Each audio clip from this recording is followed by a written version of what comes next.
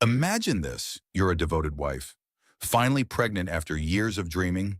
When you discover your husband's chilling secret, he's not just cheating. He's plotting to abandon you in a remote Costa Rican jungle to solve his problems permanently. Left for dead in the wild, with your unborn child as your only motivation, you fight through betrayal, danger, and heartbreak. But here's the twist that will keep you hooked.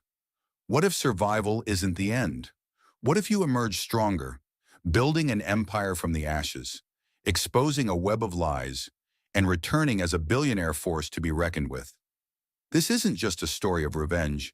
It's an epic tale of female empowerment, shocking revelations, an ultimate triumph that will have you cheering for every comeback moment. Stick around as I dive deep into Shock and He, Pregnant Wife Abandoned in Jungle, Returned as Billionaire's Rival, a roller coaster of drama, suspense, and inspiration that unfolds chapter by chapter. You won't want to miss how Sarah turns her nightmare into a global revolution. If you're already intrigued and ready for more empowering stories like this, smash that like button to show your support. Drop a comment below with what you think will happen next or your favorite revenge trope. Share this video with a friend who needs some girl power motivation. And don't forget to subscribe and hit the bell icon so you never miss an upload from Drama Review. Let's build this community together. Your engagement keeps the drama coming. Now, let's jump into Chapter 1. Sarah Mitchell sat in the sterile waiting room of Riverside Medical Center, her hands trembling as she clutched the pregnancy pamphlets. At 38, this baby represented everything she had dreamed of during her 15 years of marriage to David. The morning sickness had finally subsided, and today would mark the halfway point of her pregnancy journey. Mrs. Mitchell, the ultrasound technician's voice broke through her thoughts. "We're ready for you." Sarah smiled, adjusting her maternity blouse. She had specifically chosen the blue one David had complimented her on last week, hoping he might surprise her by showing up despite his important client meeting. As a successful corporate lawyer, David's schedule rarely allowed for these precious moments, but Sarah had learned to cherish whatever time they could share. The cool gel on her growing belly made her shiver slightly as the technician began the ultrasound. On the monitor, their baby appeared in perfect detail, tiny fingers clearly visible as the little one seemed to wave at them. "Everything looks beautiful," the technician said warmly. "Would you like some pictures to take home?" "Please," Sarah whispered, tears of joy streaming down her face. "My husband will be so excited to see these." As the technician printed the ultrasound photos, David's phone buzzed on the small table beside the examination bed. He had forgotten it again, something that happened more frequently lately. Sarah glanced at the screen and saw a text notification from someone named Veronica. The message preview made her blood run cold. "Can't wait for tonight, baby." Sarah has no idea what's coming. Sarah's world tilted. The heartbreaking family drama she had only seen in movies was suddenly her reality. Her hands shook as she reached for the phone, but it buzzed again with another message. "Once you handle the Sarah problem, we can finally be together properly." "Ma'am, are you all right?" The technician noticed Sarah's pale complexion. I need a moment." Sarah's voice came out as barely a whisper. She stumbled to the small bathroom attached to the examination room. The ultrasound photos clutched in her trembling hands. As she sank to the floor, the images scattered around her like fallen dreams. The slow-motion tears that followed felt like each drop contained 15 years of devoted marriage, career sacrifices, and unconditional love. The pregnant wife betrayed scenario played out in her mind like a nightmare. David, her college sweetheart who had promised her the world, was having an affair with someone named Veronica. The woman who had given up her promising marketing career to be the perfect wife and homemaker had been living a lie. Sarah's reflection in the bathroom mirror showed a woman she barely recognized. When had she become so invisible? The midlife insecurities she had been battling seemed to mock her now. While she had been worrying about stretch marks and pregnancy weight gain, her husband had been building a secret life with another woman. Forcing herself to stand, Sarah collected the scattered ultrasound photos with shaking hands. Each image of their unborn child felt like a reminder of the betrayal that was about to unfold. She thought of all the business trips David had taken recently, all the late nights at the office, all the times he had made her feel like she was being paranoid or hormonal when she questioned his behavior. The gaslighting had been subtle but constant. "You're imagining things, Sarah. The pregnancy hormones are making you emotional. I work hard for this family." Every dismissive comment now took on new meaning. Walking back to the car, Sarah noticed unpaid bills scattered on the passenger seat of David's BMW. Strange, considering his successful law practice should have provided more than enough for their comfortable suburban lifestyle. She had trusted him completely with their finances, another decision that now seemed naive. That evening, David arrived home with an armful of roses and an unusually bright smile. Sarah sat at their kitchen table, the worn copy of the Good Wife book series beside her, a recent purchase that had felt like research for her own marriage struggles. "Surprise," David announced, setting down travel brochures with flourish. "I've booked us a second honeymoon. Costa Rica. Baby. A romantic eco-lodge in the jungle. Just what we need to reconnect." Sarah's heart wanted to leap with hope, but her mind raced with suspicion. "When did you plan this?" "I've been working on it for weeks. I know I've been absent lately, and I want to make it up to you. To us." His kiss on her forehead felt different now, tainted with the knowledge of his affair. Later that night, as David showered, Sarah heard him talking on his phone. Through the bathroom door, his voice carried clearly, "Don't worry, Veronica. The Costa Rica plan is perfect. I'll handle the Sarah problem permanently. After this trip, we'll never have to sneak around again." The blood drained from Sarah's face as the full scope of her husband's betrayal became clear. This wasn't just an affair. This was something far more sinister. The midlife betrayal story she found herself living was darker than any romance novel she had ever read. Sarah spent the sleepless night staring at the ultrasound photos, wondering what David meant by handling the Sarah problem permanently. The pregnancy that should have been their greatest joy had somehow become the catalyst for her greatest nightmare. As dawn broke over their suburban neighborhood, Sarah made a decision that would change everything.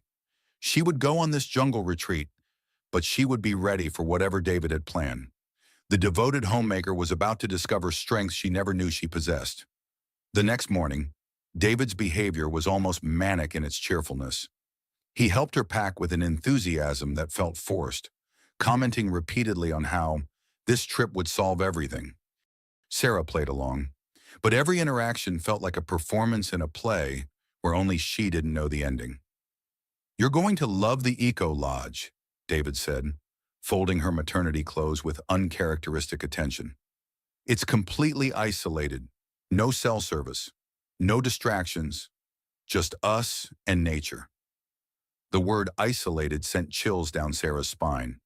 She discreetly packed her most important documents and what little cash she had access to, instincts she couldn't quite explain driving her preparations.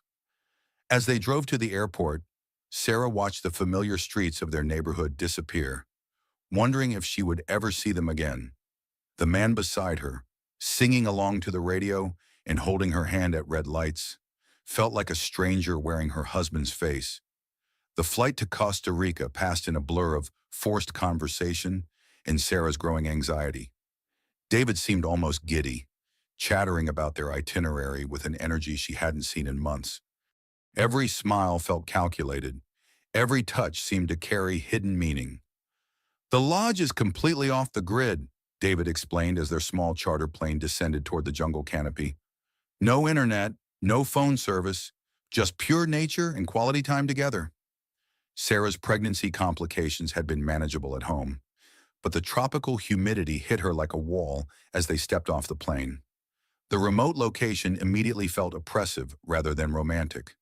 Dense vegetation stretched endlessly in every direction, and the sounds of unseen wildlife created an ominous soundtrack to their arrival. Miguel, their local guide, greeted them with professional warmth, but Sarah caught something in his eyes when he looked at David, a flicker of recognition that seemed out of place for their first meeting. "Welcome to paradise," Miguel said, his English heavily accented but clear. The lodge is 1 hour by jeep. Then we walk final 30 minutes. Very beautiful, very private. One. The Eco Lodge appeared like something from a travel magazine. Rustic luxury surrounded by pristine rainforest. Their cabin sat on stilts, connected to the main buildings by elevated walkways that swayed gently in the humid breeze. It should have been romantic, but Sarah felt increasingly trapped. "Isn't this perfect?" David asked, wrapping his arms around her from behind as they stood on their private deck. "Just us, the baby, and all this natural beauty." For a moment, Sarah allowed herself to hope. Maybe she had misunderstood the phone conversation. Maybe David really was trying to save their marriage. The pregnant wife abandoned scenario in her mind began to feel like paranoid imagination rather than impending reality. That first evening, David was attentive in ways he hadn't been in months.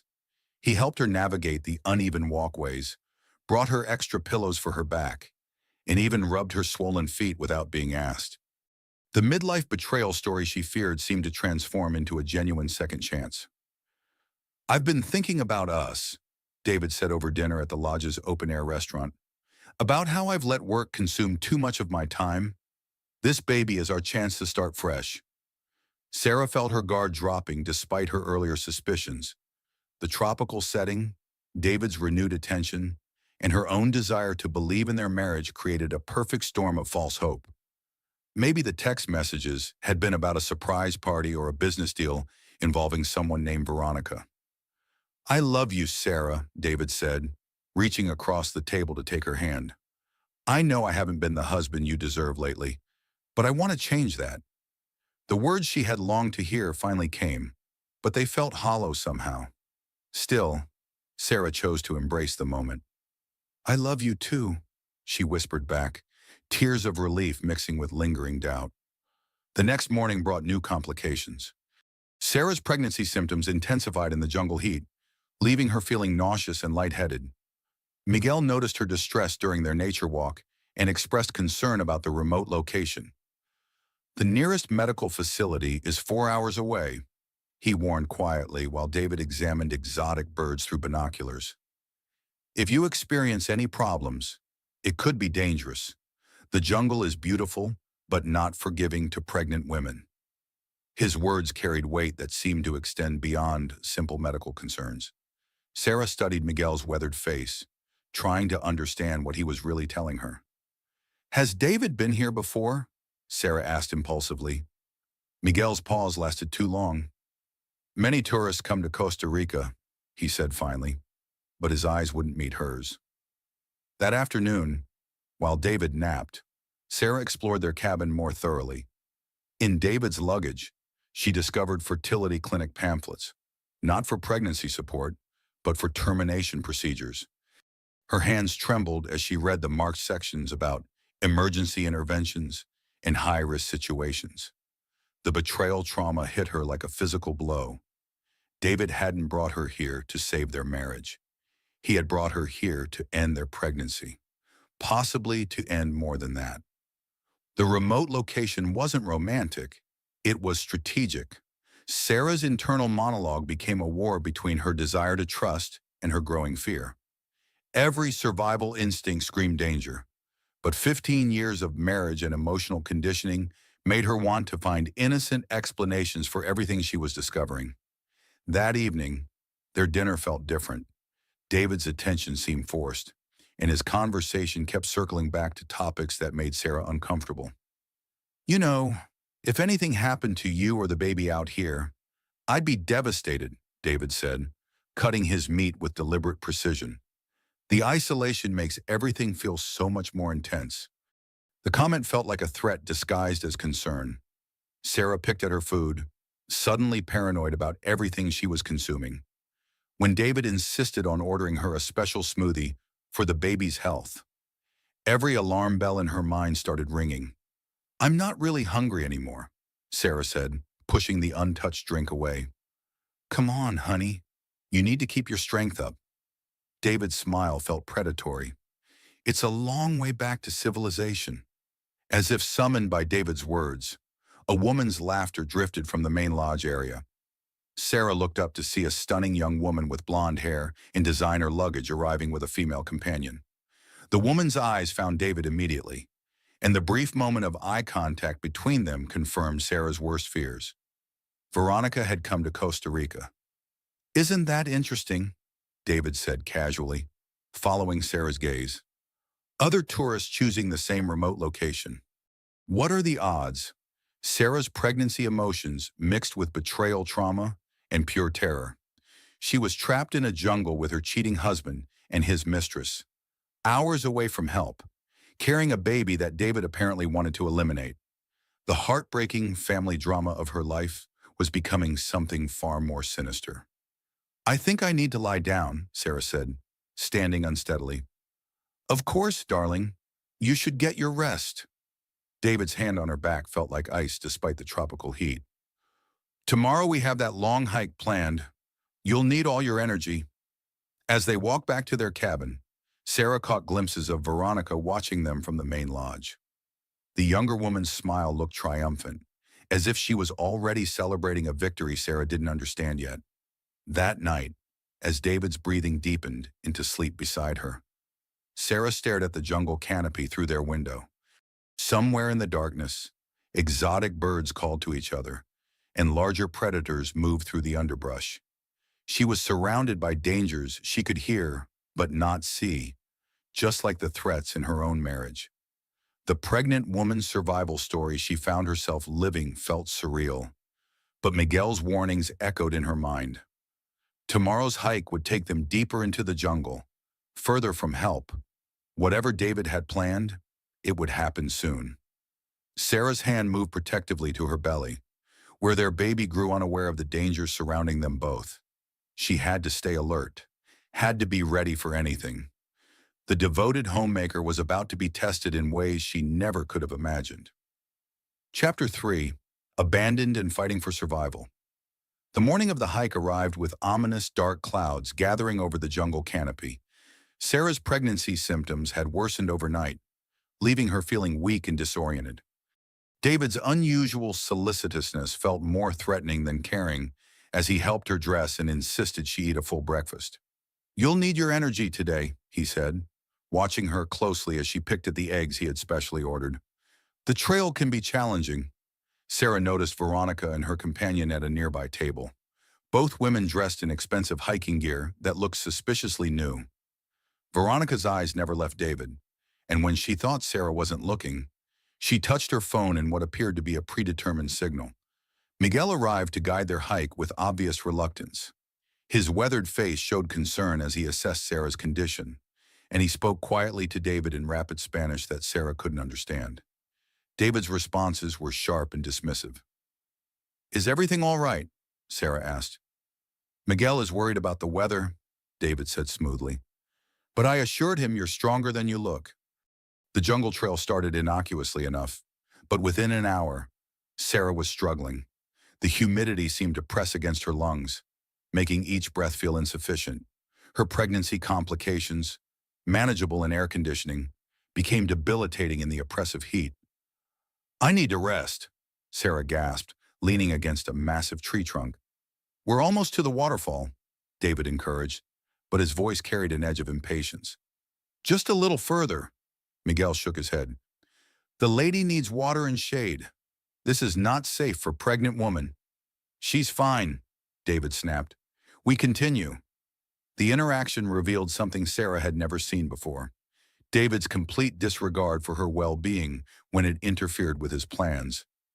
The caring husband facade was cracking, revealing something cold and calculating underneath. As they climbed higher into the jungle, the trail became more treacherous. Miguel pointed out dangerous wildlife tracks and warned about unstable ground, but David seemed determined to reach a specific destination, despite the obvious risks. "David, I really can't go much further," Sarah pleaded, her vision starting to blur from exhaustion and dehydration. "Don't be dramatic," David replied, no longer bothering to hide his annoyance.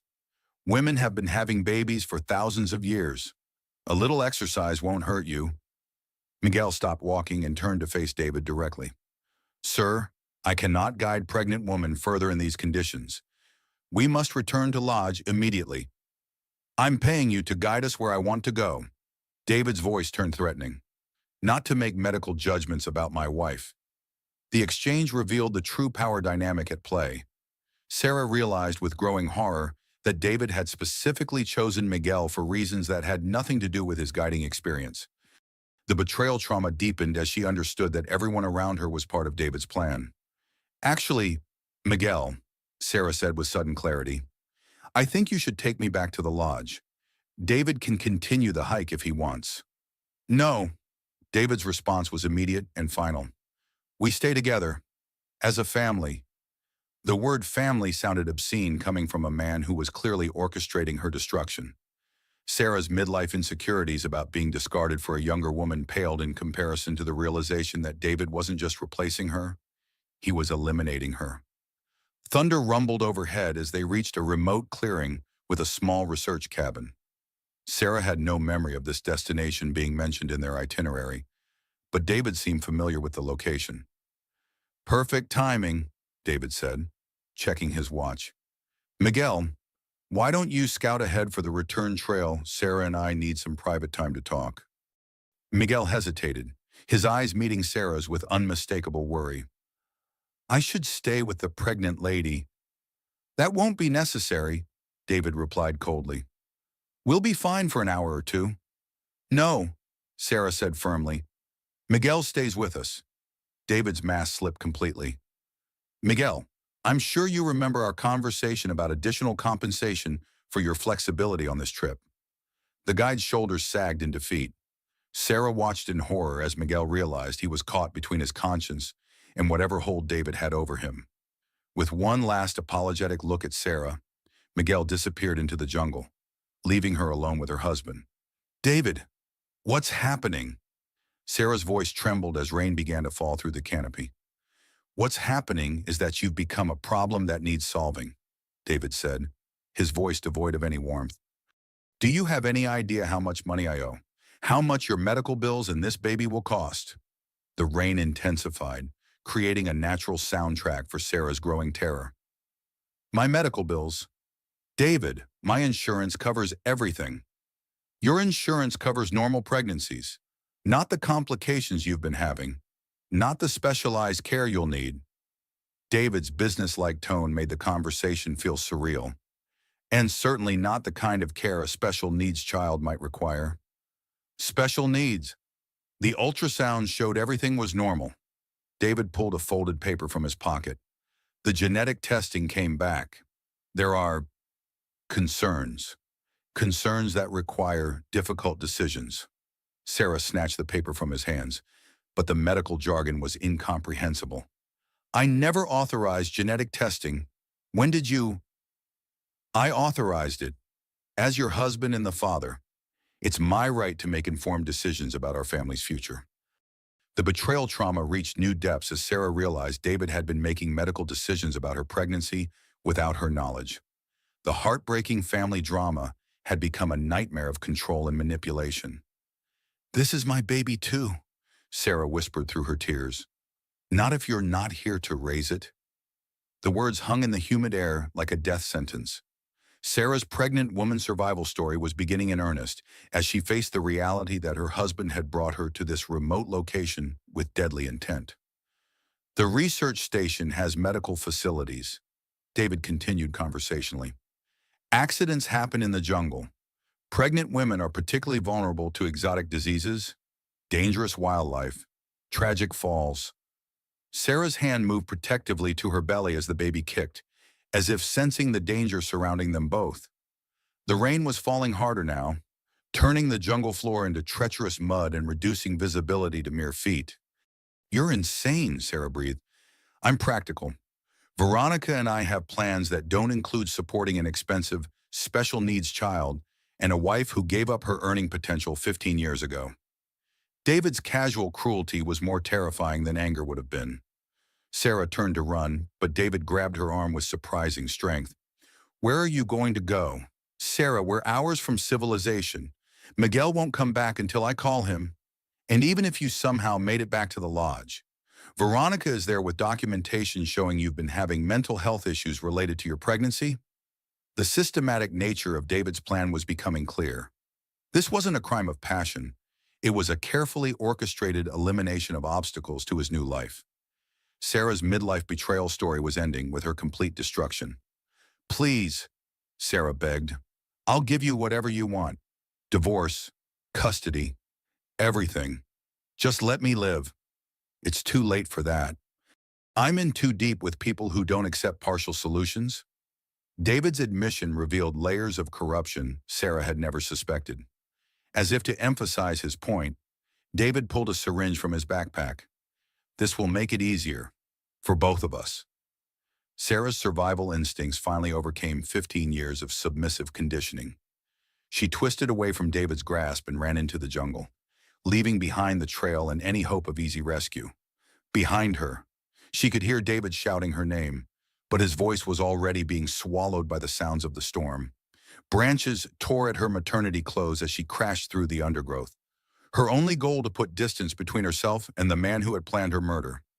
The pregnant wife abandoned scenario was playing out in the most literal and terrifying way possible. After what felt like hours but was probably only minutes, Sarah collapsed against a massive tree trunk, her lungs burning and her pregnancy complications making each breath an effort. The rain had soaked through her clothes, and the jungle sounds around her seemed full of predatory intent. For the first time in 15 years, Sarah was completely alone.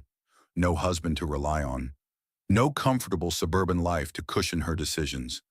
No familiar support systems to fall back on. The devoted homemaker, who had never even changed a tire, was now fighting for survival in one of the world's most dangerous environments. But as Sarah sat in the rain, feeling her baby's strong kicks against her ribs, something unexpected happened. Instead of despair, she felt a surge of maternal protection that was stronger than fear. David might have abandoned her, but she wouldn't abandon their child. Sarah pulled herself to her feet and began walking deeper into the jungle, away from David and toward an uncertain but self-determined future. The midlife crisis transformation she had never chosen was beginning whether she was ready or not. The pregnancy that David saw as a burden would become her source of strength. The isolation he had planned as her death sentence would become her opportunity for rebirth. The pregnant woman's survival story was just beginning, and Sarah Mitchell was about to discover reserves of strength she never knew existed. Sarah stumbled through the jungle for hours, her maternity clothes torn and mud-stained, her body pushed beyond its limits. The baby's movements had become more frequent, as if responding to her stress, and she was terrified that her flight through the dangerous terrain was harming the child she was trying to protect. As darkness began to fall, exhaustion finally overcame adrenaline. Sarah collapsed beside a small stream, using her hands to cup the questionable water to her lips. Everything she had learned about pregnancy safety seemed irrelevant when the alternative was dehydration. Senora, are you hurt? Miguel's voice cut through the jungle sounds like a lifeline. Sarah looked up to see the guide pushing through the vegetation, his face showing genuine concern rather than the conflicted expression from earlier. Miguel, how did you find me? I never left, he admitted, helping her to her feet. Your husband, he paid me extra money, but I have daughters. I could not leave pregnant woman alone with man like that.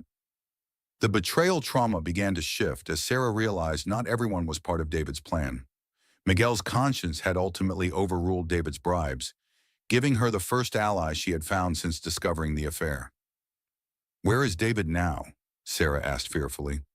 He think you are lost, maybe dead. He returned to lodge. Tell everyone you had accident on trail. Very sad story about unstable pregnant woman who wander into jungle alone. Miguel's description of David's cover story revealed the full scope of his husband's calculated cruelty. Even her disappearance had been planned and rehearsed. I help you, but we cannot go back to lodge. Your husband and his woman, they will not let you leave alive. Miguel's broken English carried urgent truth. But I know place, medical facility, very private, doctor who help women in trouble. Sarah had no choice but to trust Miguel. Her pregnancy complications were worsening by the hour, and she could feel concerning changes in her body that suggested serious problems developing. The baby's strong kicks had become irregular, and cramping pain was intensifying despite her attempts to ignore it. They walked for another hour through increasingly difficult terrain, following paths that seemed invisible to Sarah, but were clearly familiar to Miguel.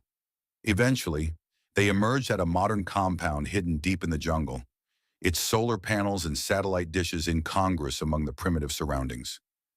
"This is BioVita Research Station," Miguel explained. "Dr. Martinez. She helped many women who cannot get help other places." Dr. Elena Martinez was not what Sarah expected. A woman in her 40s with graying hair and kind eyes. She spoke perfect English and moved with the confidence of someone accustomed to handling medical emergencies in challenging conditions. "Bring her inside immediately," Dr. Martinez instructed after one look at Sarah's condition. "How long has she been experiencing bleeding?" Sarah looked down in shock to see blood on her torn clothes. In her panic and exhaustion, she hadn't noticed the pregnancy complications escalating to dangerous levels. "I don't know," Sarah whispered. "Everything happened so fast." Dr. Martinez's examination was thorough and professional, but Sarah could see concern growing in the doctor's expression as she reviewed ultrasound images and blood test results. "Your pregnancy is viable, but you're experiencing significant stress-related complications," Dr. Martinez explained. "Without proper care, you could lose the baby. With proper care, both you and your child could be fine." "I don't have insurance here," Sarah said desperately. "I don't have money. My husband—" "I know about your husband," Dr. Martinez interrupted gently. "Miguel told me why you're here. This facility specializes in helping women who find themselves in impossible situations." Sarah felt the first flicker of hope since discovering David's affair. "You mean I can stay here, have the baby safely?" "It's not that simple. Our research requires significant funding, and our patient care is limited to specific circumstances." Dr. Martinez paused, choosing her words carefully. "However, there may be opportunities for mutually beneficial arrangements." The phrase mutually beneficial arrangements set off alarm bells in Sarah's mind, but she was desperate enough to listen. "What kind of arrangements?" Dr. Martinez led Sarah to a comfortable recovery room and handed her a tablet computer. "Our facility conducts research on pregnancy complications and fetal development. Your case is particularly interesting from a medical perspective." On the tablet screen, Sarah saw a video call connecting. A handsome Asian man in an expensive suit appeared, speaking from what looked like a corporate boardroom. "Sarah Mitchell, I'm Marcus Chen, CEO of Chen Biotechnology. Dr. Martinez has briefed me on your situation." Sarah's exhaustion made it difficult to process this sudden introduction to high-level business discussions. But Marcus's tone was warm and reassuring. "I understand you're facing some challenging circumstances. I may be able to help, but I need to be completely honest about what that would involve." Over the next hour, Marcus explained that Chen Biotechnology was developing breakthrough treatments for pregnancy complications. Sarah's specific medical situation, combined with her pregnancy stress factors, made her an ideal candidate for their research program. "The treatments are experimental but completely safe," Marcus assured her. "They've shown remarkable success in preventing miscarriages and ensuring healthy births in high-stress situations." "What would I have to do?" Sarah asked. "Simply stay at the facility, receive the best possible medical care, and allow us to monitor your pregnancy progression. In exchange, all your medical expenses are covered. You receive a comfortable place to live, and we help you build a new life after your baby's born." The offer seemed too good to be true, but Sarah's alternatives were limited. She was stranded in a foreign country, pregnant and penniless, with a husband who wanted her dead. "There's one more thing," Dr. Martinez added. "The research program includes legal support. We help our patients document domestic abuse situations and build cases for custody protection." Sarah's heart leaped at the possibility of legal help. David's plan to claim she had abandoned him would fall apart if she had professional documentation of his abusive behavior. "I'd like to accept," Sarah said, tears of relief streaming down her face. "Excellent," Marcus replied through the video call. "Dr. Martinez will handle the immediate medical concerns. I'll arrive in Costa Rica tomorrow to discuss the broader implications of our partnership." As the call ended, Sarah felt the first genuine hope she had experienced in weeks. The unexpected opportunities emerging from her desperate situation felt like a miracle. But she couldn't shake a lingering concern about trusting anyone after David's betrayal. That night, as Sarah rested in the medical facility's comfortable quarters, her phone finally had enough signal to check messages. The screen exploded with notifications, missed calls from David, voicemails expressing frantic worry about her disappearance, and social media posts from Veronica expressing sympathy for the tragic accident that had befallen David's unstable wife. David's cover story was already in motion. According to the post Sarah read, she was a mentally unstable pregnant woman who had wandered into the jungle during a psychotic episode. David was portrayed as the devoted husband desperately searching for his missing wife. The systematic destruction of her reputation was happening in real time. Even if she returned to the United States immediately, David's narrative would be established and believed. Her midlife crisis transformation would have to include rebuilding her entire identity from the ground up. Sarah's phone buzzed with a call from an unknown number. Against her better judgment, she answered. "Sarah, thank God you're alive." David's voice was perfectly modulated to suggest relief mixed with concern. "Where are you? I've been searching everywhere." "I know what you were planning." "David, what I was planning, Sarah. You disappeared into the jungle. I thought you were dead. Everyone here is worried sick." David's gaslighting techniques were so refined that Sarah almost began to doubt her own memories of their confrontation. Almost. "I heard you talking to Veronica. I know about the genetic testing, the medical records you forged, the syringe." A long pause. When David spoke again, his tone had changed completely. "Where are you, Sarah?" "Somewhere safe. Somewhere you can't hurt me or the baby. You're making a mistake. The people I owe money to, they won't stop looking for me just because you disappeared. If you come home now, we can work something out." Sarah felt a chill as she realized David's debts were apparently more serious than simple financial problems. "What people?" "David, what have you gotten involved in?" "Nothing you need to worry about if you just come home and we handle this like adults." "Handle what like adults?" "My murder." David's laugh was cold and humorless. "You always were dramatic. No one is trying to murder anyone. Sarah, but there are consequences to running away from your responsibilities." The veiled threat was clear. Sarah ended the call and immediately turned off her phone, but the damage was done. David knew she was alive, and according to his own admission, she wasn't the only person looking for her. As Sarah lay in the medical facility's bed, feeling her baby's reassuring movements, she realized her pregnant woman's survival story was far from over. David's betrayal was apparently part of a larger criminal network, and her escape had made her a target for people far more dangerous than her cheating husband. Dr. Martinez had offered her safety and legal protection, but Sarah wondered if even a hidden medical facility could protect her from the kind of people David seemed to be involved with. Tomorrow, Marcus Chen would arrive with promises of new opportunities, but Sarah couldn't escape the feeling that accepting help always came with hidden costs.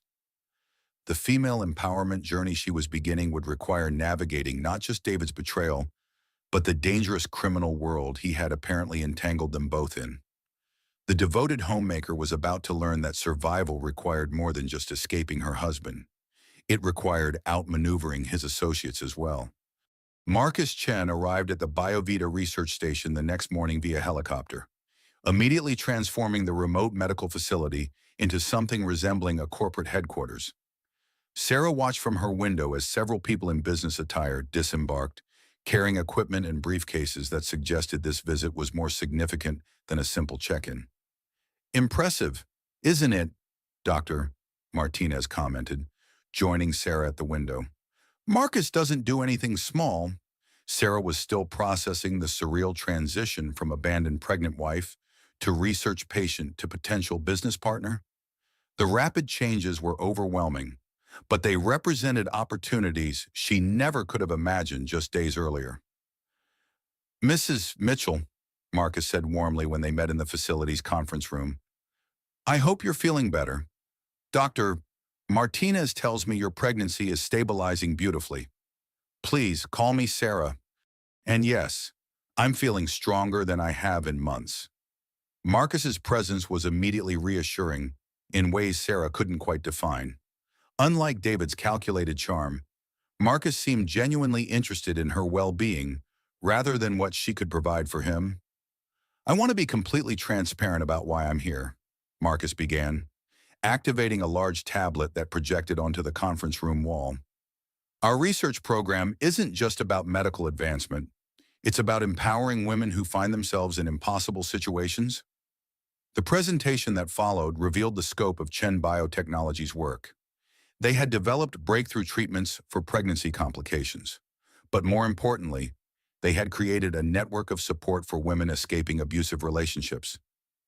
"We've learned that stress-related pregnancy complications often correlate with domestic abuse situations," Marcus explained. "Our program addresses both the medical and legal challenges these women face." Sarah was amazed to see testimonials from dozens of women who had rebuilt their lives through the program. Former victims had become successful businesswomen, advocates, and entrepreneurs, all with Chen Biotechnology's support. "What would this look like for me specifically?" Sarah asked. "First, we ensure your baby is born healthy. Second, we help you build a legal case documenting David's abuse and fraud.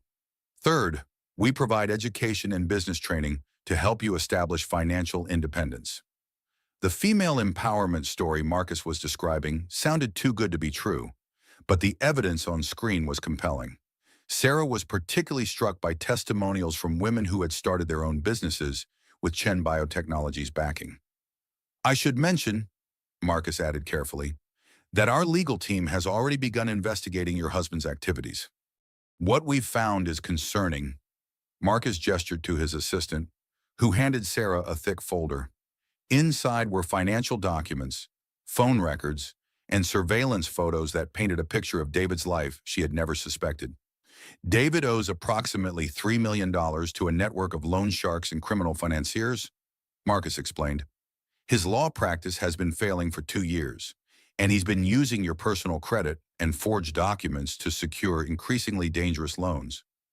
Sarah stared at bank statements showing massive withdrawals and transfers she had never authorized. Her signature appeared on loan documents for amounts that made her feel sick. "How is this possible? I never signed any of these." "Forgery, identity theft. David has been systematically destroying your financial life to fund his gambling addiction and lavish spending on Veronica." The betrayal trauma reached new depths as Sarah realized David hadn't just been planning to kill her. He had been slowly destroying her financial identity for years. Even if she had never discovered the affair, she would have eventually faced financial ruin and criminal charges for debts she never incurred. "There's more," Marcus said gently. "Veronica Sterling isn't just David's mistress. She's a social media influencer with over 2 million followers, and she's been documenting your alleged mental breakdown for her audience." Marcus's assistant activated another screen, showing Veronica's social media accounts. Sarah watched in horror as her most private struggles were turned into public entertainment. The post painted Sarah as an unstable, jealous wife who had become increasingly erratic during her pregnancy. Veronica had carefully crafted a narrative showing David as the long-suffering husband of a mentally ill woman who refused treatment. "This video was posted yesterday," Marcus said, playing a clip that made Sarah's blood run cold. On screen, Veronica spoke directly to the camera with practiced sincerity. "I never wanted to get involved in someone else's marriage, but David's wife has become dangerous. She's threatened me multiple times, and now she's disappeared into the jungle while pregnant. David is beside himself with worry." The comments below the video were unanimously supportive of Veronica and critical of Sarah. Thousands of people were calling Sarah selfish, unstable, and unfit to be a mother. The social media betrayal was systematically destroying her reputation in front of millions of viewers. "How can she do this? None of it is true." She's building a public narrative that supports David's legal strategy, Marcus explained. If you were to die or disappear permanently, Veronica would be seen as the innocent victim who tried to help a troubled family. Sarah felt physically sick as she realized the sophistication of David and Veronica's plan. They weren't just planning her death. They were creating a public relations campaign that would make her murder seem like a tragic but inevitable outcome of her mental illness. But now we have documentation proving David's criminal activities and Veronica's deliberate defamation campaign. Marcus continued, my legal team specializes in destroying these kinds of systematic abuse scenarios. Dr.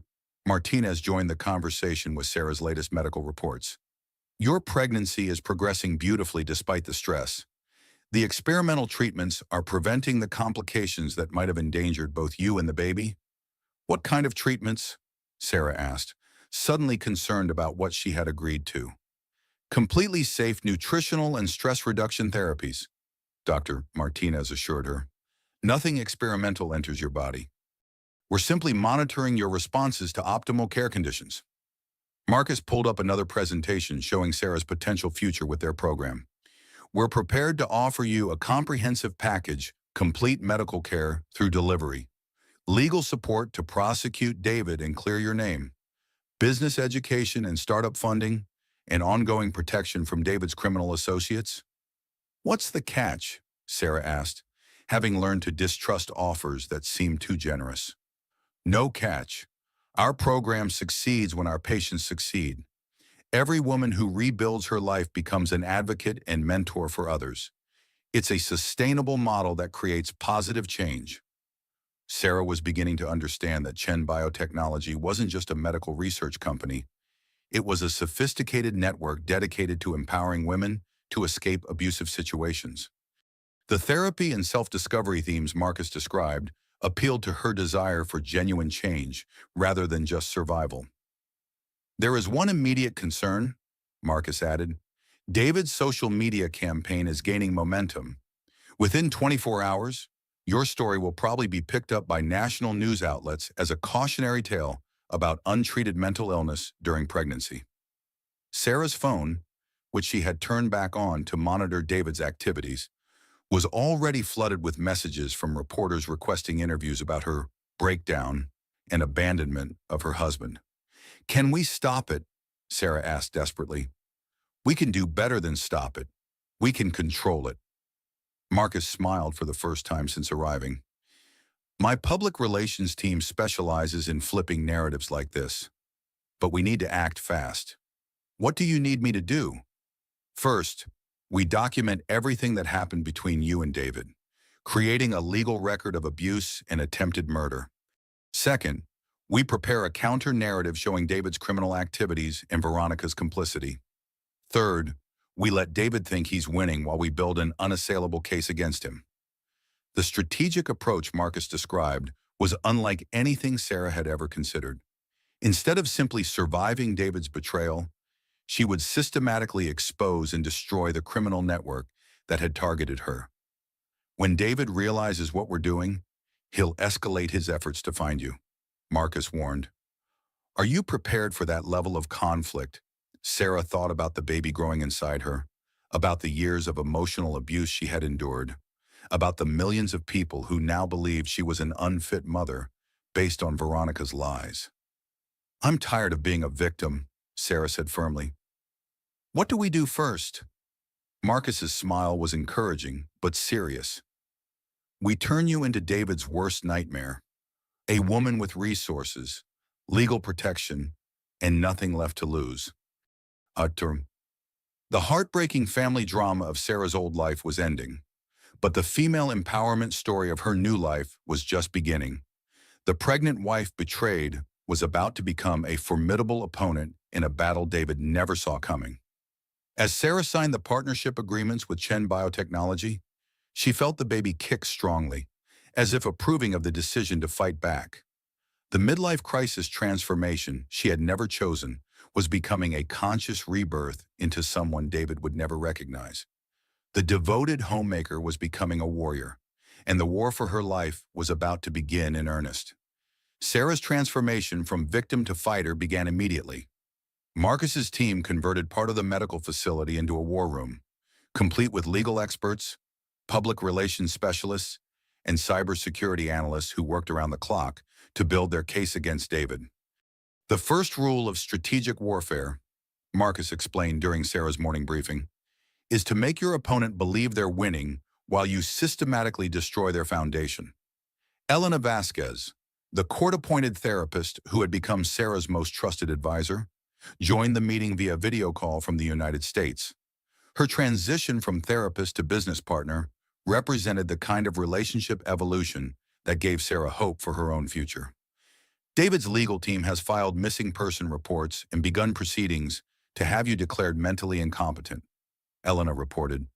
They're moving fast, which suggests desperation. Sarah studied the legal documents on screen, amazed by the speed and sophistication of David's attack. He was simultaneously portraying himself as the worried husband and positioning himself to gain complete control of their assets and custody of their unborn child. How can he claim custody of a baby that isn't born yet? Sarah asked. By establishing you as an unfit mother who abandoned her family during pregnancy.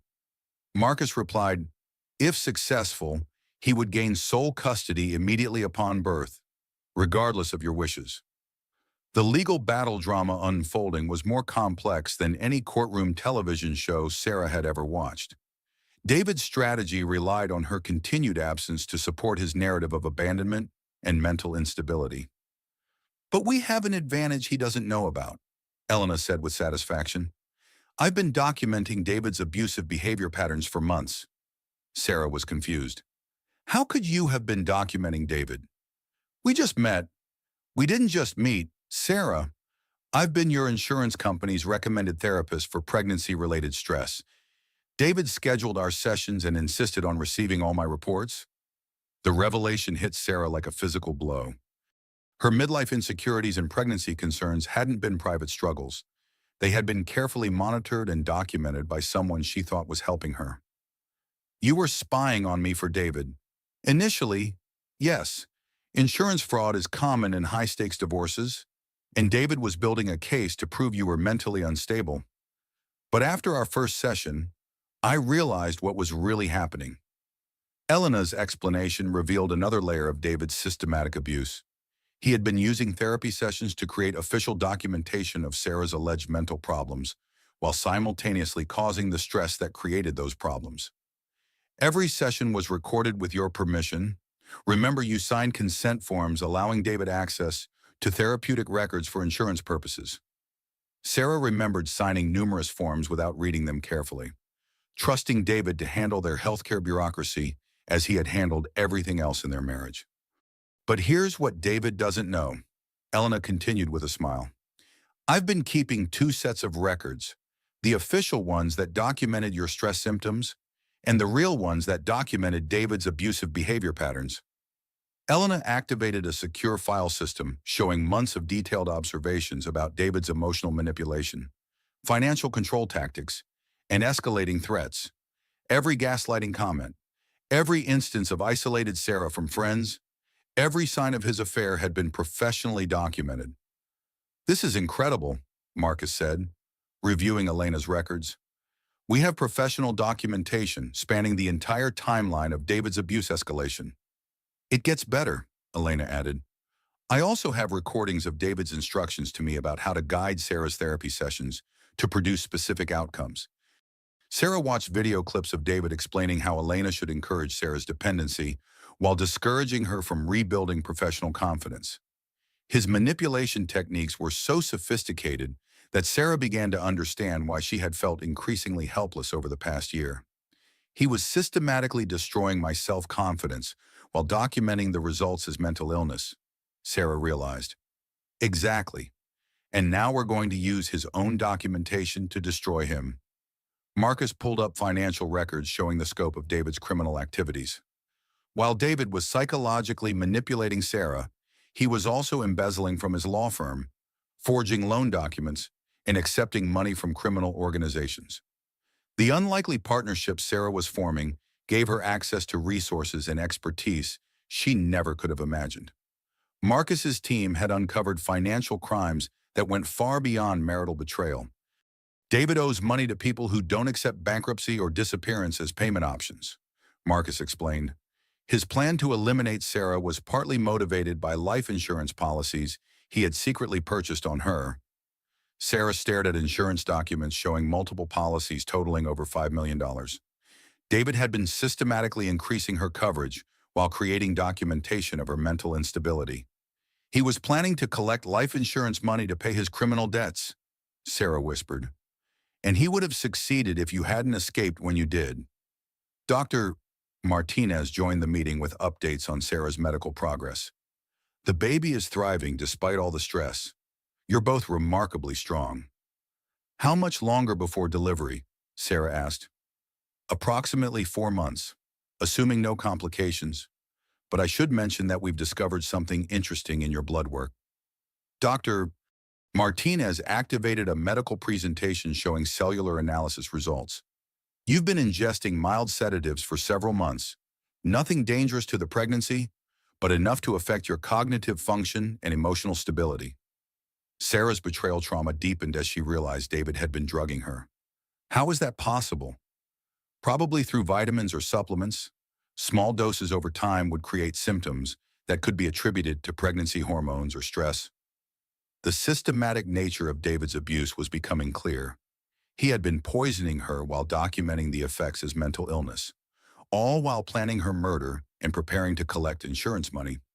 We need to document the poisoning immediately, Marcus said. This provides physical evidence of David's attempt to harm Sarah and the baby. Elena activated another screen showing social media analysis. Meanwhile, Veronica's campaign against Sarah is backfiring. My team has been analyzing the comments and engagement patterns. Sarah watched as Elena demonstrated how Veronica's posts about the unstable pregnant wife were generating more skeptical responses than supportive ones. Veronica made a mistake by posting too frequently and with too much detail. People are starting to question how she knows so much about a woman she claims to barely know. Are people beginning to suspect she's David's mistress?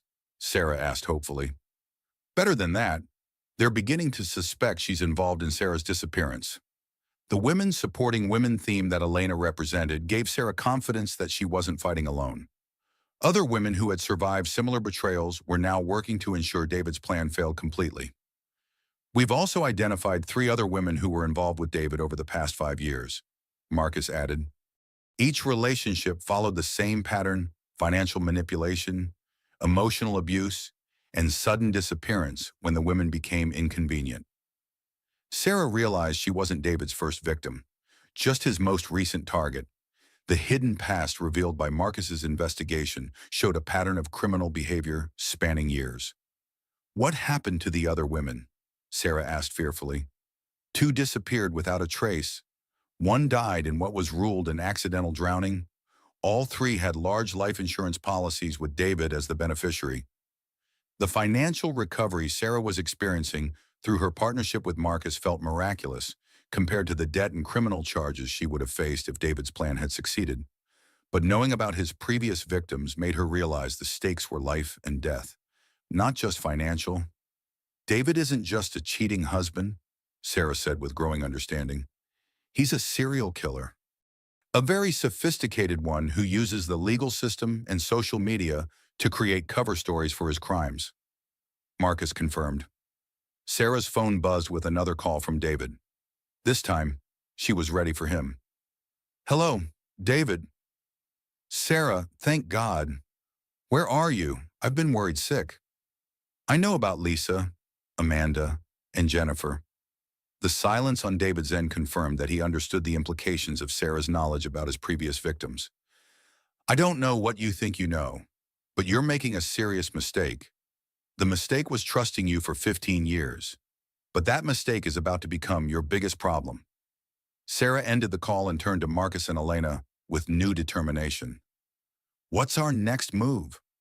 We let David make the next aggressive move while we prepare to destroy him completely, Marcus replied. By the time we're finished, he'll lose everything: his freedom, his assets, his reputation, and his access to future victims. The female empowerment story Sarah was living had evolved beyond personal survival. She was now part of a mission to stop a serial killer who had been using marriage as a weapon against vulnerable women. As Sarah felt the baby kick strongly, she realized her child would be born into a world where monsters like David faced consequences for their actions. The pregnancy that David had seen as a liability was becoming Sarah's greatest source of strength. The pregnant woman's survival story was becoming a tale of justice and empowerment that would protect other women from experiencing the heartbreaking family drama Sarah had endured. The arrival of David's previous victims at the BioVita research station created an atmosphere of both vindication and sorrow that Sarah found overwhelming. Lisa Chen, Marcus's younger sister, had survived David's attempt to kill her 5 years earlier. Amanda Rodriguez had spent 3 years rebuilding her life after David's financial crimes destroyed her family. Jennifer Martinez, Dr. Martinez's daughter, had barely escaped with her life when David's abuse escalated to attempted murder. "We all thought we were alone," Lisa said during their first group meeting. "David is extremely skilled at isolating his victims and making them believe they're uniquely flawed." Sarah looked around the conference room at 3 strong, successful women who had rebuilt their lives from the ashes of David's betrayal. The women supporting women dynamic gave her hope for her own future while providing tactical advantages in their fight against David. "How did you all find each other?" Sarah asked. "Marcus started investigating after Lisa was attacked."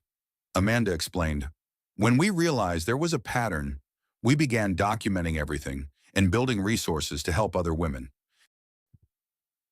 The hidden past revealed by these women's stories was darker than Sarah had imagined. David's criminal network included corrupt lawyers, fraudulent financial advisors, and violent collectors who eliminated inconvenient witnesses. "David doesn't work alone," Jennifer added. "He's part of an organization that specifically targets successful women with assets to steal and insurance policies to collect." Sarah realized her midlife betrayal story was actually part of a larger criminal enterprise. David hadn't chosen her randomly. She had been selected because her marketing expertise and clean financial history made her an ideal target. "But there's something different about your situation," Lisa said thoughtfully. "David usually works with temporary girlfriends who disappear after the victim is eliminated. Veronica is staying around, building a public profile. That suggests something bigger is planned." Marcus activated a presentation showing Veronica's financial activities over the past year. "Veronica has been receiving payments from multiple sources, including David's criminal associates. She's not just a mistress, she's a professional accomplice." The scope of the conspiracy against Sarah was staggering. Veronica's social media campaign wasn't just about destroying Sarah's reputation. It was about creating a public narrative that would support much larger criminal activities. "We think Veronica is positioning herself to inherit David's entire operation when he's arrested or killed by his criminal associates," Elena explained via video call. "She's using your case to establish herself as a victim of domestic violence rather than a perpetrator of financial crimes." Sarah felt a surge of anger as she understood how completely she had been manipulated. "So my pregnancy and David's attempt to kill me are just business opportunities for Veronica." "Exactly. And that gives us tremendous leverage against both of them." Dr. Martinez joined the meeting with exciting news. Sarah's wellness app prototype is ready for testing. The Phoenix Rising app that Sarah had been developing with Marcus's technical team represented her transition from victim to entrepreneur. Using her abandoned marketing expertise and her personal experience with betrayal trauma, she had designed a platform to help other women recognize and escape abusive relationships. The app includes threat assessment tools, legal resource databases, and secure communication networks for women in dangerous situations, Marcus explained. Sarah watched as the app demonstration showed features she had only dreamed of having access to during her own ordeal. The financial recovery aspects included credit monitoring, asset protection strategies, and small business development resources. "We're launching with testimonials from women who have successfully escaped situations like yours," Amanda added. "The authenticity will make it go viral immediately." The business success story Sarah was creating felt surreal given her recent circumstances. But the app represented hope for thousands of women facing similar betrayals. "There's one more component," Lisa said with a smile. "We're including a feature that allows women to secretly document abuse while it's happening." The app would use artificial intelligence to detect patterns of emotional manipulation, financial control, and escalating threats. Women could gather evidence of abuse without their abusers realizing they were being monitored. "David's systematic documentation of your alleged mental illness will become evidence of his systematic abuse," Jennifer explained. "The same techniques he used against you will be used to help other women build legal cases against their abusers." That afternoon, Sarah recorded her first video testimonial for the app launch. Speaking directly to the camera about her experience felt both terrifying and empowering. "6 months ago, I was a devoted homemaker who had given up my career to support my husband's dreams. I thought my biggest problems were pregnancy weight gain and midlife insecurities about getting older." Sarah's authenticity was compelling as she described discovering David's affair, the systematic financial fraud, and the attempt on her life in the jungle. "I want other women to know that the shame you feel is not your fault. The isolation you experience is artificially created by your abuser. The financial problems that seem insurmountable are often the result of criminal activities you never knew about." The therapy and self-discovery themes that Elena had helped Sarah explore became the foundation of her public message. Recovery isn't just about escaping abuse. It's about reclaiming the dreams and capabilities your abuser convinced you to abandon. The video would be the centerpiece of Phoenix Rising's launch campaign, but it also served as Sarah's public declaration of war against David and Veronica. That evening, Sarah's phone exploded with notifications as Veronica launched a counterstrike. A new video showed Veronica in tears, claiming that David's mentally ill wife was now trying to destroy their relationship with false accusations of criminal activity. "Sarah Mitchell is clearly having a complete breakdown," Veronica told her 2 million followers. "She's now claiming that David and I are part of some elaborate criminal conspiracy. This is exactly the kind of paranoid delusion that made her disappear into the jungle while pregnant." The comments on Veronica's video were initially supportive, but Sarah noticed something encouraging. The previous victim's supporters were flooding the comments with questions that Veronica couldn't answer. "How do you know so much about Sarah's mental state if you barely know her?" One commenter asked. "Why are you more concerned about your relationship than about a missing pregnant woman?" asked another. Elena's analysis of social media engagement patterns showed that public opinion was shifting. Veronica is losing credibility with every post. People are starting to see through the manipulation. Marcus pulled up real-time data showing Phoenix Rising's pre-launch registration numbers. "We have over 50,000 women signed up for early access. The demand is incredible." Sarah felt amazed by the transformation in her life. 6 months ago, she had been an isolated homemaker with no financial independence and no career prospects. Now she was leading a technology startup that could help millions of women while systematically exposing the criminal network that had targeted her. "David's going to realize what we're doing soon," Lisa warned. "When he does, he'll try to stop us by any means necessary." "Let him try," Sarah said with confidence she never knew she possessed. "We have resources he doesn't know about, evidence he can't destroy, and allies he can't intimidate." The female empowerment story Sarah was living had evolved beyond personal survival to become a mission of protection for other vulnerable women. The pregnant wife betrayed was becoming a powerful advocate for justice and systematic change.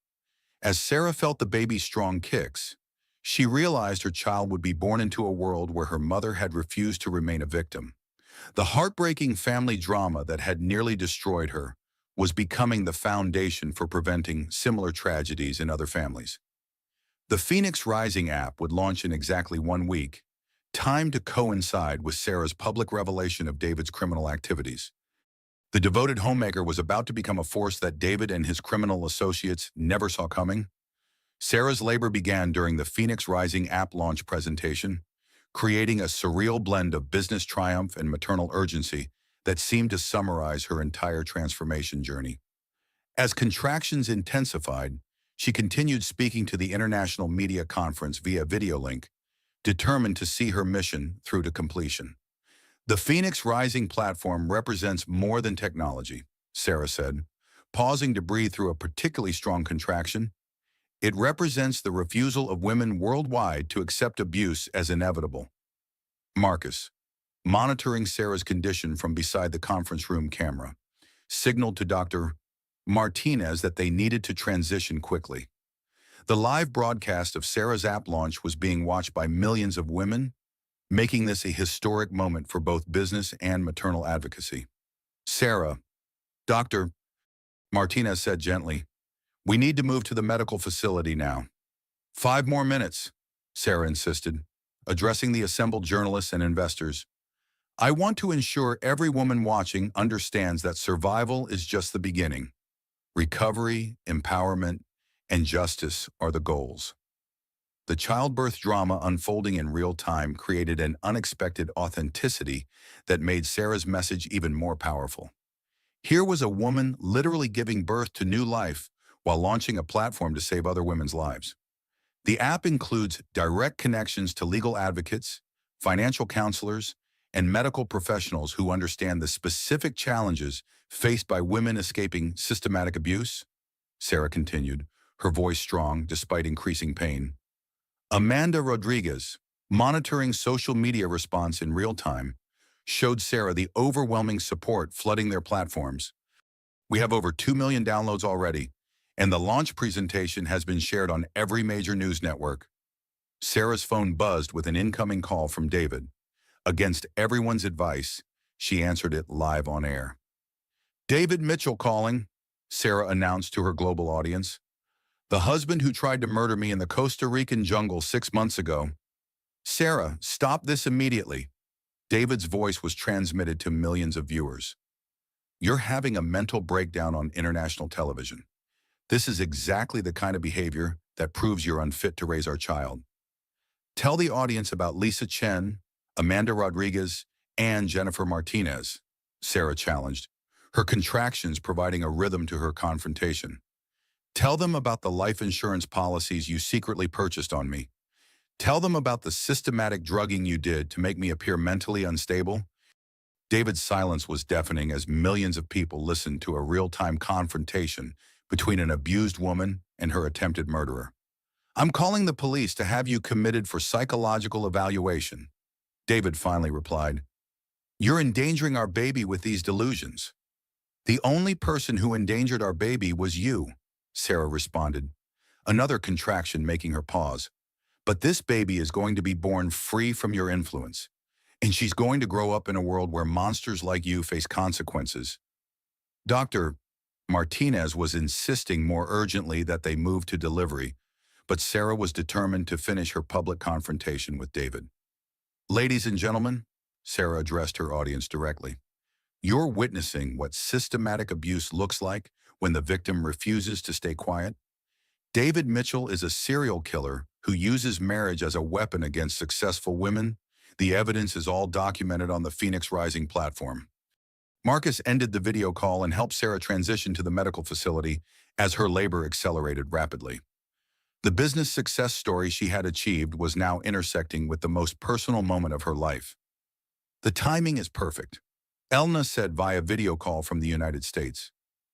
"David's response to your challenge is being analyzed by millions of people. His threats to have you committed while you're giving birth are destroying his credibility completely." Sarah's labor progressed quickly, aided by months of excellent medical care and stress reduction. Dr. Martinez and her team provided exceptional support, but Sarah's focus remained split between the physical demands of childbirth and the strategic implications of her public confrontation with David. "He's trying to have you arrested for defamation," Amanda reported, monitoring legal developments in real time.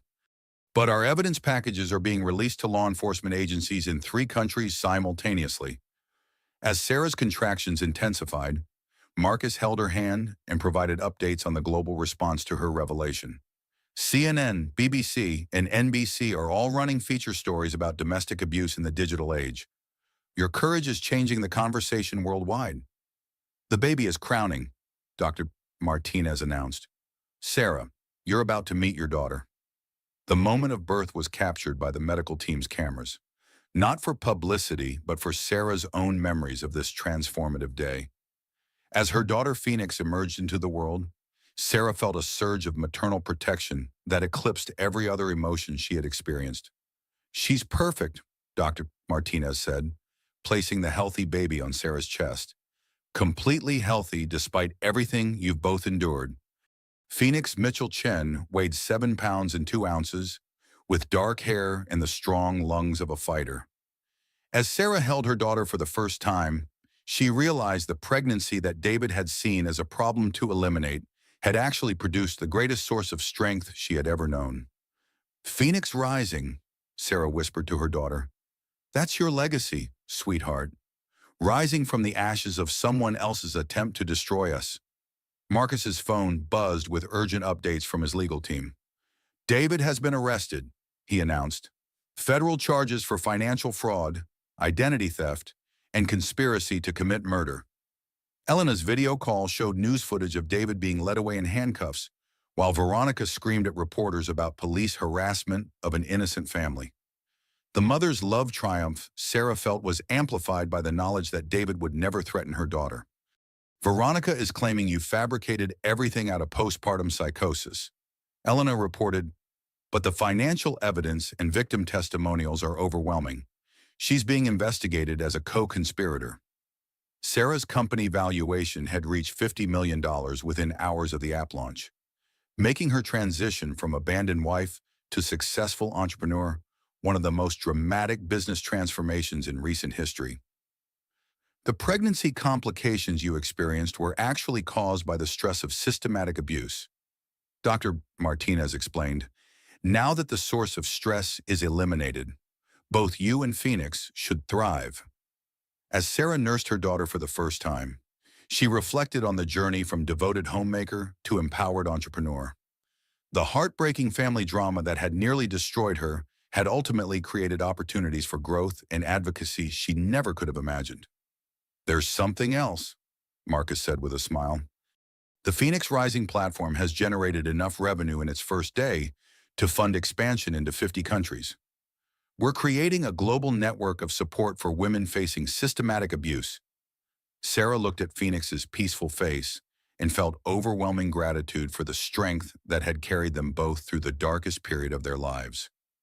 The business success story was important, but the personal victory of protecting her daughter from David's influence was the real triumph.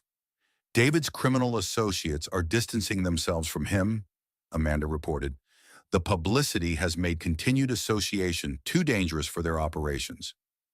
The financial recovery Sarah had achieved through her partnership with Marcus was remarkable, but the emotional recovery represented by Phoenix's birth was priceless. The therapy and self-discovery that Elena had guided her through had culminated in the confidence to build a new life entirely on her own terms. As evening fell over the Costa Rican jungle, Sarah held Phoenix and watched the sunset through their medical facility window. Tomorrow would bring new challenges as David's legal proceedings began and Veronica's counterattacks intensified. But tonight was about celebrating the life they had protected and the future they would build together. The pregnant woman's survival story had ended with the successful birth of a healthy baby. The female empowerment story was just beginning, as Sarah prepared to use her platform and resources to ensure no other woman would face the systematic abuse she had overcome. Phoenix's first night on Earth was peaceful and protected, surrounded by people who had fought to ensure her safe arrival. The devoted homemaker had become a powerful advocate, and the abandoned pregnant wife had become a billionaire entrepreneur, all while bringing new life into a world she was determined to make safer for women everywhere.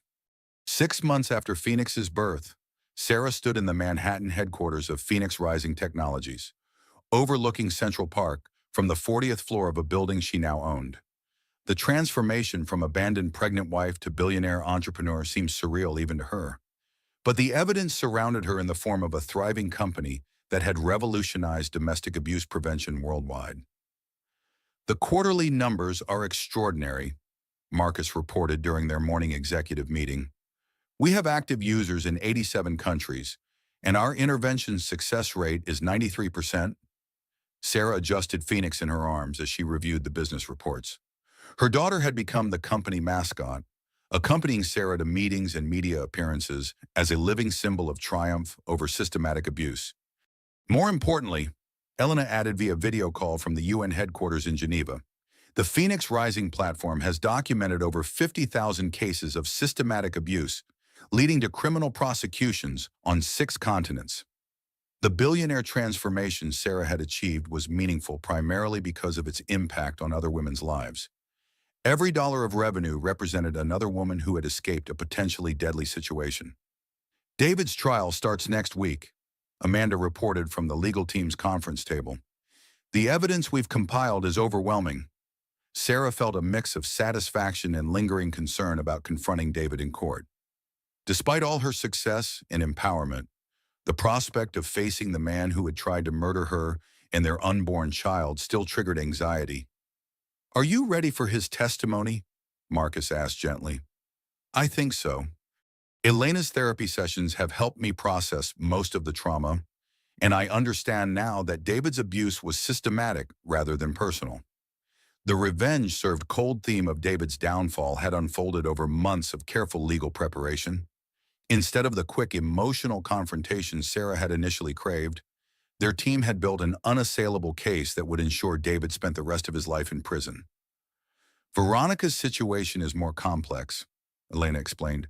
"She's claiming to be a victim of David's manipulation rather than a willing accomplice." Sarah's phone displayed news footage of Veronica's latest media appearance, where she portrayed herself as another of David's victims who had been coerced into participating in his schemes.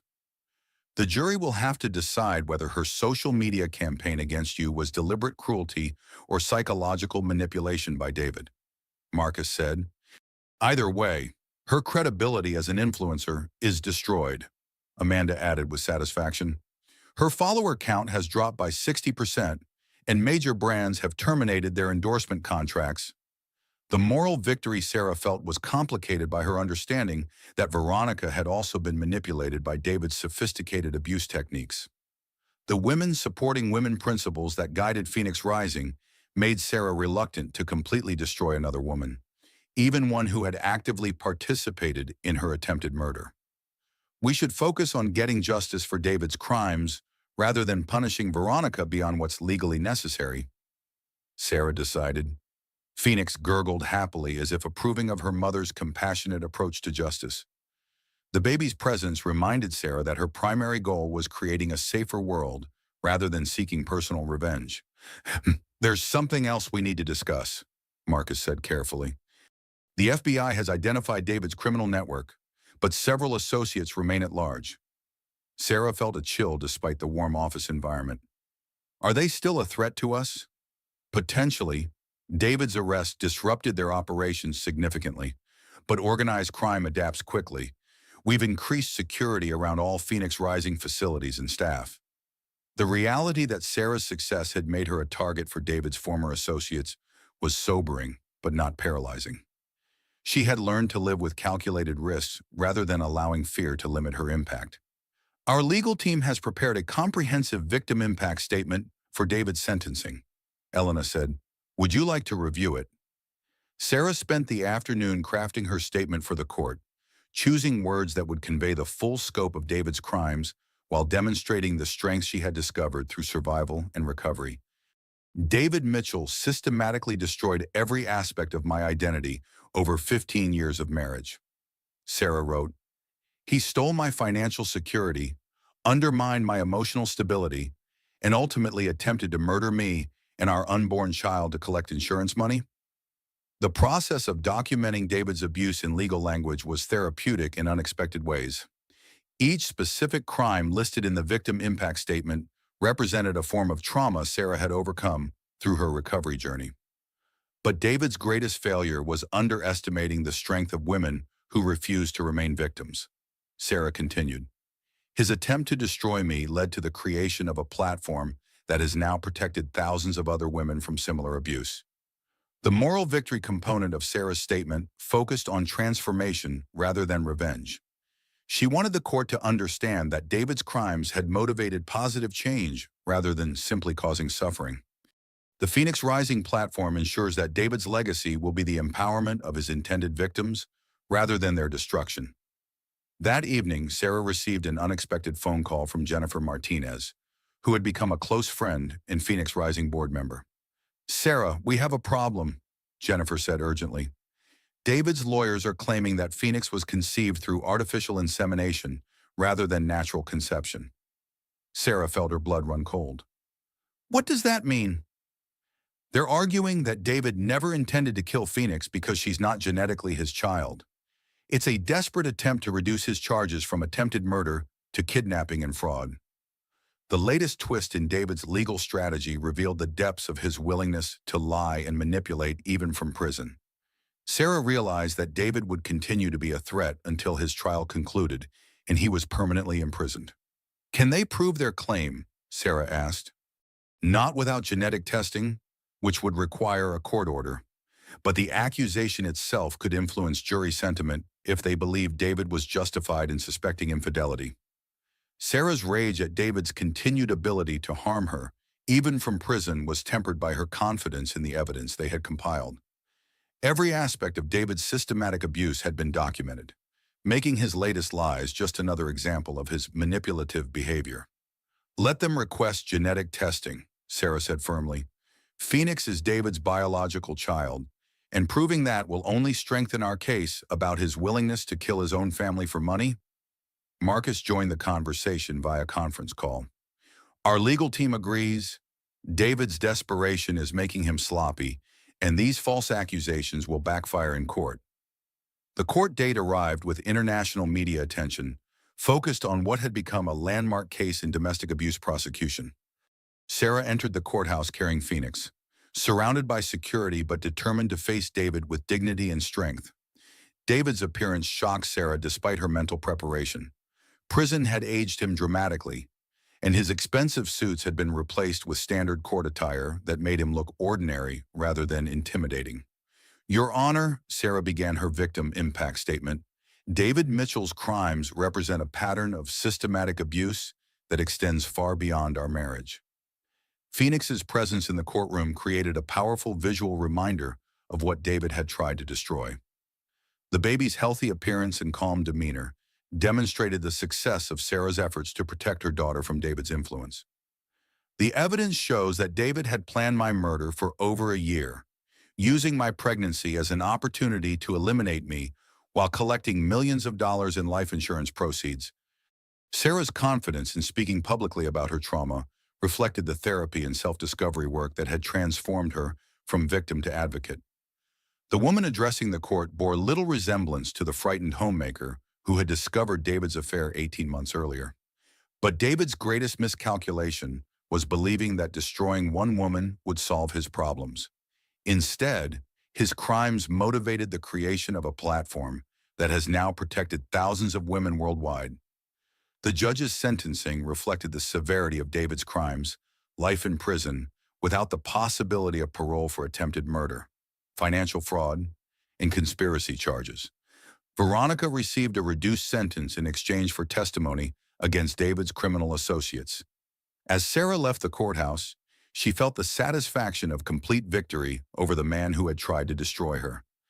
The revenge served cold had been perfect, methodical, comprehensive, and focused on justice rather than personal spite.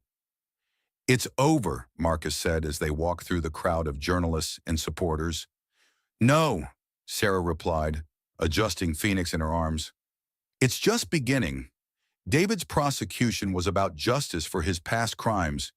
Phoenix Rising is about preventing future crimes against other women." The female empowerment story Sarah was living had evolved beyond personal triumph to become a global movement for systematic change in how society responds to domestic abuse. The billionaire transformation was a tool for impact rather than an end goal. As their car pulled away from the courthouse, Sarah looked at Phoenix's sleeping face and felt overwhelming gratitude for the journey that had brought them to safety and success. The pregnant wife betrayed had become a formidable advocate for justice, and the heartbreaking family drama had transformed into a powerful story of triumph over systematic oppression. The devoted homemaker was now a billionaire entrepreneur. But more importantly, she was a mother who had ensured her daughter would grow up in a world where David's kind of predatory abuse faced swift and certain consequences. 2 years after David's conviction, Sarah stood before the United Nations General Assembly as the keynote speaker for International Women's Day. Her transformation from abandoned pregnant wife to global advocate for women's rights complete in every measurable way. The Phoenix Rising platform had become the world's leading intervention system for domestic abuse, operating in over 100 countries and credited with saving more than 250,000 lives. The greatest victory over systematic abuse, Sarah told the assembled delegates, is not personal survival, but collective prevention. Phoenix, now a confident 2-year-old, played quietly with building blocks in the special childcare area, visible from the podium. Her presence a constant reminder of the life Sarah had protected and the future she was building for all children. Marcus, who had proposed 6 months earlier with a ring designed to incorporate Phoenix's birthstone, watched from the audience with pride that encompassed both personal and professional admiration. Their relationship had evolved from business partnership to deep friendship to romantic love. But Sarah had chosen to focus on her mission rather than remarriage. Marriage represents partnership and trust, Sarah had explained when declining Marcus's proposal. I need more time to distinguish between love and gratitude, between attraction and alliance. The therapy and self-discovery work that Elena continued to guide had taught Sarah that healing from systematic abuse required rebuilding her ability to trust her own judgment about relationships. Marcus's understanding and patience with her recovery timeline had only strengthened their bond. The Phoenix Rising platform now processes over 10,000 intervention requests daily, Elena reported during their monthly video conference.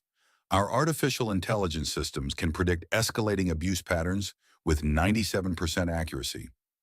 Sarah's empire had grown beyond domestic abuse prevention to include financial literacy programs, legal advocacy networks, and entrepreneurship training for women rebuilding their lives after escaping systematic abuse. The happy ending triumph she had achieved felt almost too good to be real. There's something troubling we need to discuss, Amanda reported from Phoenix Rising's legal department. We've identified unusual patterns in some recent data breaches affecting our international servers. Sarah felt a familiar chill of concern. What kind of patterns? Targeted attempts to access files related to David's criminal network. The attempts are sophisticated and persistent, suggesting professional hackers rather than random cybercriminals. Marcus joined the meeting via video link from Phoenix Rising's cybersecurity headquarters. Our analysis suggests the hackers are specifically looking for information about David's associates who were never prosecuted.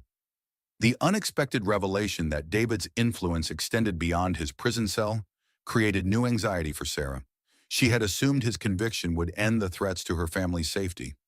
Why would they want information about David's associates? Sarah asked. 2 possibilities, Elena explained. Either law enforcement agencies are building cases against the remaining network members, or the network members are trying to determine how much evidence we have against them. Sarah's peaceful family life with Phoenix had been built on the assumption that David's imprisonment had eliminated the criminal threats against them. The possibility that his associates remained active and interested in her activities was deeply disturbing. There's more, Amanda continued reluctantly. We've detected surveillance of Phoenix's daycare center and Sarah's apartment building. The threat to Phoenix's safety activated Sarah's maternal protection instincts with an intensity that surprised her. The successful entrepreneur who regularly addressed international audiences disappeared, replaced by a mother tiger defending her cub. We're moving to the safe house immediately, Sarah decided. That might not be necessary, Marcus said carefully. We don't have concrete evidence of active threats, just suspicious patterns that could have innocent explanations. Sarah's phone buzzed with an urgent message from an unknown number. Your husband was just the beginning. His real employers want their investment back, and they know where Phoenix sleeps. The blood drained from Sarah's face as she read the message aloud to her security team. The revelation that David's crimes were part of a larger criminal organization that still considered her and Phoenix to be assets created immediate terror. They're calling me David's investment, Sarah realized. The insurance policies, the business assets, the Phoenix Rising platform, they consider everything I've built to be money that belongs to them. Marcus was already coordinating with their security team to implement emergency protocols. We're moving both of you to the secure facility in Switzerland immediately.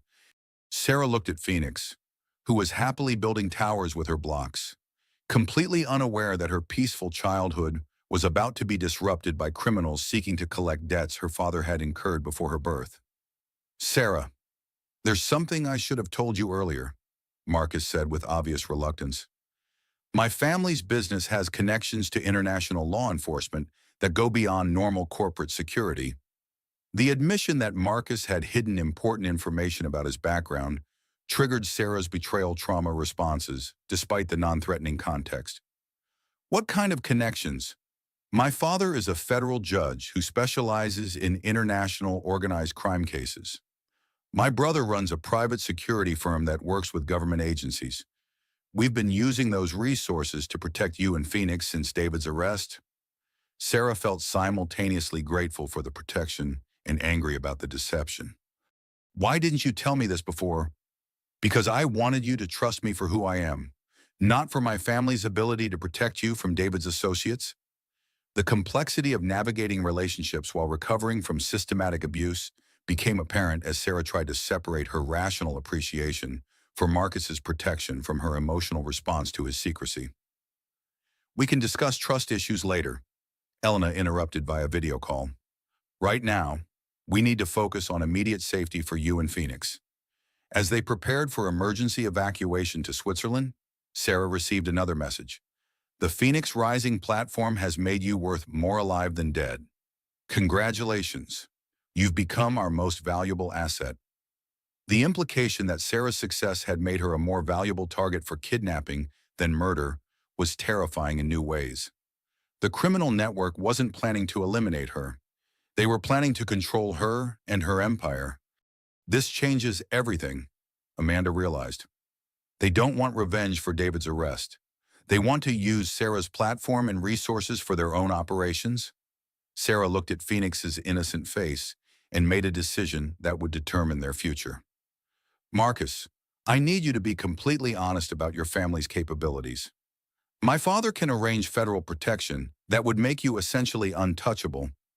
My brother's firm can provide security that operates outside normal legal constraints, but both options would require giving up the normal life you've built.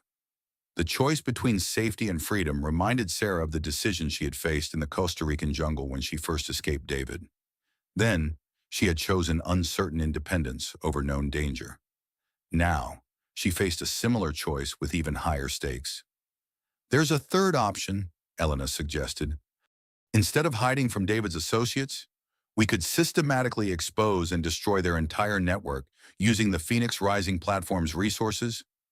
Sarah considered the possibility of going on the offensive rather than living defensively for the rest of her life. The female empowerment principles that guided her platform suggested that eliminating the threat entirely was better than simply avoiding it. How would that work? Sarah asked. We use Phoenix Rising's database and artificial intelligence systems to map the entire criminal network.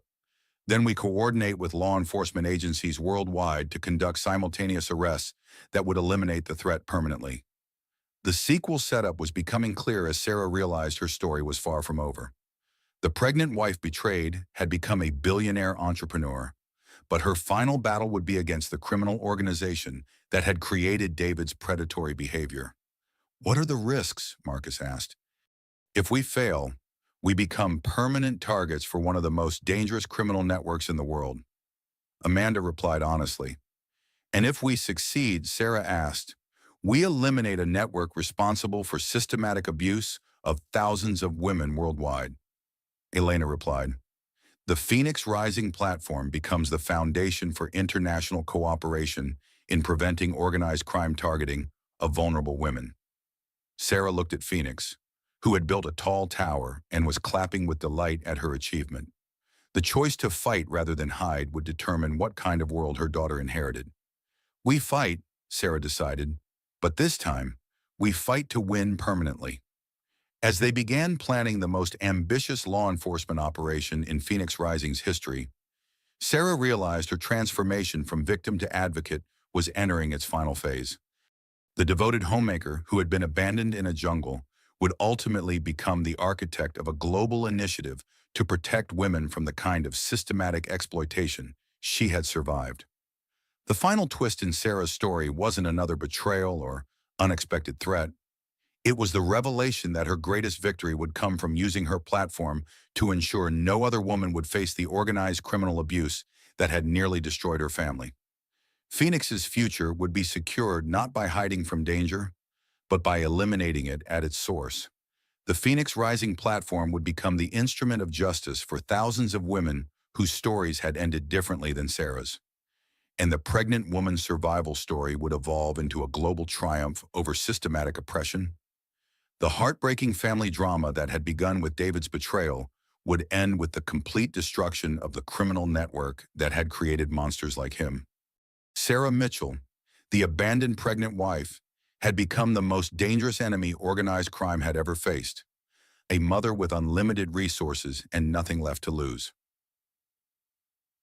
3 years later, Sarah stood in the garden of her Swiss estate, watching Phoenix play with children from 12 different countries whose mothers had been rescued by the Phoenix Rising Intervention Network. The international law enforcement operation had succeeded beyond their most optimistic projections, dismantling criminal networks in 47 countries and leading to over 8,000 arrests. David's death in prison had been ruled a suicide, but Sarah suspected his former associates had eliminated him to prevent further cooperation with law enforcement. She felt no grief for the man who had tried to murder her and their daughter, but she felt profound satisfaction that his death marked the end of his ability to harm other women. Marcus approached with their 3-month-old son, David, a name they had chosen to reclaim and transform rather than allowing David's legacy to poison it forever. Their marriage had been built on complete honesty about both past trauma and future dreams, creating a partnership Sarah had never imagined possible. The United Nations vote was unanimous, Marcus reported with a smile. The Phoenix Protocol will become international law next month. The Phoenix Protocol represented Sarah's ultimate achievement, a comprehensive international framework for preventing, detecting, and prosecuting systematic abuse that crossed national boundaries. Every country in the world would be required to implement Phoenix Rising's intervention systems as a part of their domestic law enforcement capabilities. "Phoenix, come here, sweetheart," Sarah called to her daughter, who was teaching other children how to build towers that wouldn't fall down. At 5 years old, Phoenix Mitchell Chen was confident, curious, and completely unaware that her birth had coincided with one of the greatest business success stories in modern history. She knew her mother helped women in trouble and that their family lived in a beautiful place surrounded by friends from around the world. "Mommy, why do all these ladies come visit us?" Phoenix asked, referring to the constant stream of women who sought Sarah's advice and support. "Because sometimes people get hurt, and they need help learning how to be strong again," Sarah explained. "Like when I fell off my bike and you helped me get back up. Exactly like that, sweetheart. But sometimes the hurts are bigger, and people need more help." Phoenix nodded seriously and returned to her friends, her resilience and empathy a testament to the secure childhood Sarah had created despite the circumstances of her birth. Elena, now Director of Global Operations for Phoenix Rising, joined them on the terrace overlooking Lake Geneva. The platform processed its millionth successful intervention yesterday. 1 million women who might have died in situations similar to Sarah's had instead escaped and rebuilt their lives. The mathematical representation of lives saved made Sarah's transformation from victim to advocate feel like a cosmic balancing of scales. "What's next?" Marcus asked, adjusting baby David in his arms. "Next, we ensure that Phoenix and David grow up in a world where systematic abuse becomes impossible rather than just survivable," Sarah replied. The pregnant wife who had been abandoned in a jungle had become a billionaire entrepreneur whose influence spanned continents and whose legacy would protect women for generations. The heartbreaking family drama that had nearly destroyed one family had ultimately saved millions of others. As the sun set over the Swiss Alps, Sarah held her daughter's hand and watched their international family of survivors and supporters gather for dinner. The devoted homemaker, who had once thought her biggest problems were pregnancy weight gain and midlife insecurities, had discovered that her true destiny was protecting other women from ever feeling as powerless as she once had.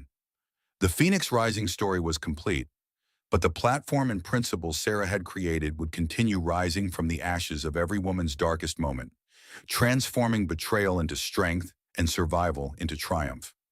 The pregnant woman's survival story had become a global movement for female empowerment that would outlive its creator and protect daughters not yet born. Phoenix's laughter echoed across the garden, a sound that represented hope, safety, and the beautiful life that was possible when women refused to remain victims and instead became warriors for justice. The abandoned pregnant wife had returned as something far more powerful than a billionaire rival. She had become the architect of a world where David's kind of systematic abuse could no longer thrive in darkness. The final twist of Sarah's story was that there was no final twist, only the ongoing triumph of women who chose to rise rather than fall, to fight rather than hide, and to transform their trauma into protection for others. The Phoenix Rising platform would continue long after Sarah's story ended, ensuring that every woman who faced betrayal would have the resources and support to write her own ending. And in gardens around the world, children would play safely because their mothers had learned that survival was just the beginning, and that true victory came from ensuring no other family would face the heartbreaking family drama that had once threatened to destroy them all.